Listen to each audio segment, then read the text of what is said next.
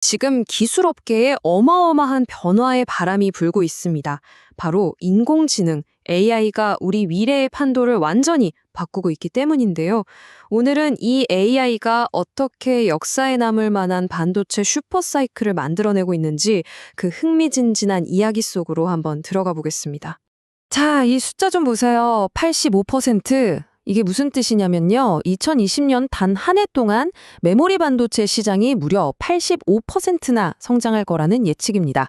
업계에서는 이걸 두고 슈퍼 사이클이 왔다, 이렇게 말하고 있죠. 도대체 무슨 일이 벌어지고 있는 걸까요? 네, 맞아요. 모든 건 바로 이 질문에서 시작됩니다. 이 폭발적인 성장을 이끄는 보이지 않는 힘이 뭔지 지금부터 그 속을 함께 들여다보시죠. 자, 지금의 AI 붐을 이렇게 한번 생각해 볼까요? 바로 현대판 골드러시입니다. 너도 나도 AI라는 새로운 금을 캐기 위해 달려들고 있고요. 이 과정에서 완전히 새로운 종류의 디지털 장비에 대한 수요가 그야말로 폭발하고 있는 거죠. 이게 그냥 비유가 아닙니다. 실제 숫자를 보면 입이 떡 벌어지는데요. 2028년까지 전 세계에서 생성형 AI에 쏟아붓는 돈이 무려 2천억 달러에 달할 거라고 해요.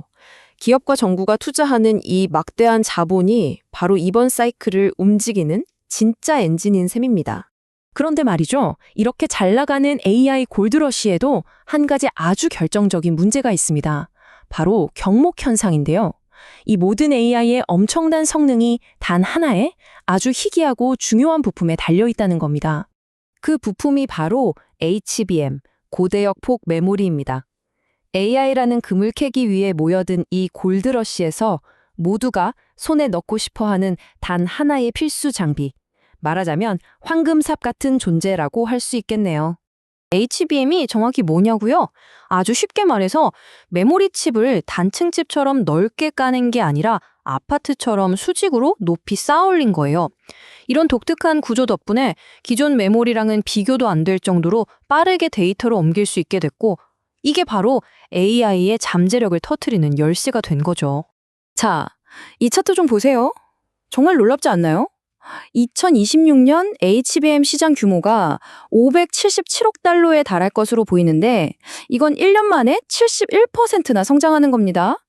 더 대단한 건 이 HBM이라는 틈새 시장이 불과 몇 년 만에 2023년 전체 D램 시장 규모를 그냥 넘어버린다는 거예요. 그런데 여기서 이야기가 아주 흥미로운 방향으로 흘러갑니다. 모두가 HBM이라는 이 황금삽을 만드는 데 올인하다 보니까 생각지도 못한 곳에서 문제가 터지기 시작한 거죠. 바로 다른 모든 메모리 반도체가 심각하게 부족해지는 사태가 벌어진 겁니다. 이걸 생산 능력 잠식 효과라고 부르는데요. 말은 좀 어렵지만 원리는 간단해요.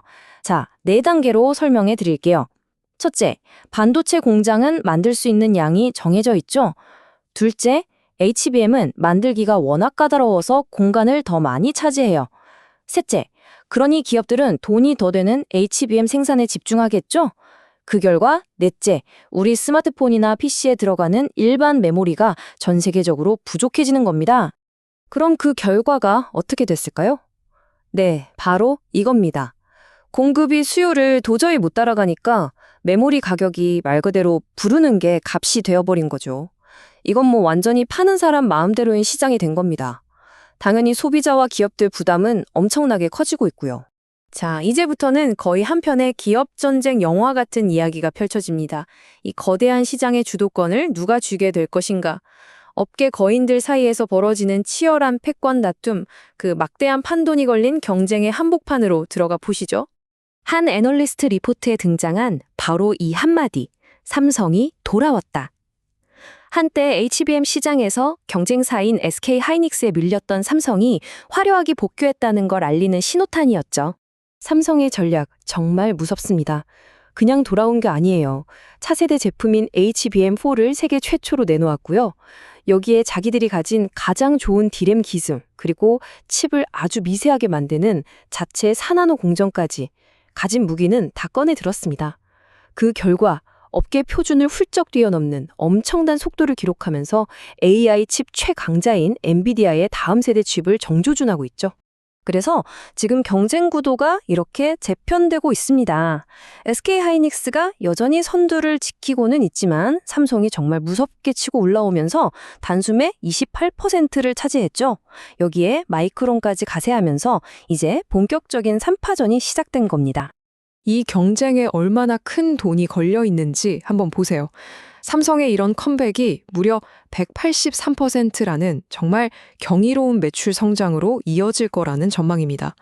시장의 판도가 바뀌면서 그야말로 천문학적인 돈이 움직이고 있는 거죠. 자, 이제 마지막 장입니다. 반도체 산업은 역사적으로 엄청난 호황 뒤에는 꼭 힘든 불황이 따라오는 그런 사이클을 반복해 왔잖아요. 과연 이번에는 다를까요?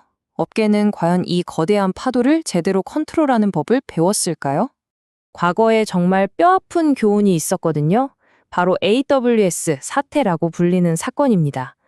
2017년에 아마존이 엄청난 양을 주문할 것처럼 하니까 2018년에 반도체 회사들이 그 말만 믿고 공장을 망들였어요.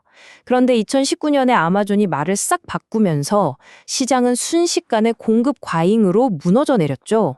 이 쓰라린 경험이 지금의 신중한 전략을 만든 겁니다. 그래서 지금 업계의 대응 방식은 그때와는 완전히 달라졌습니다.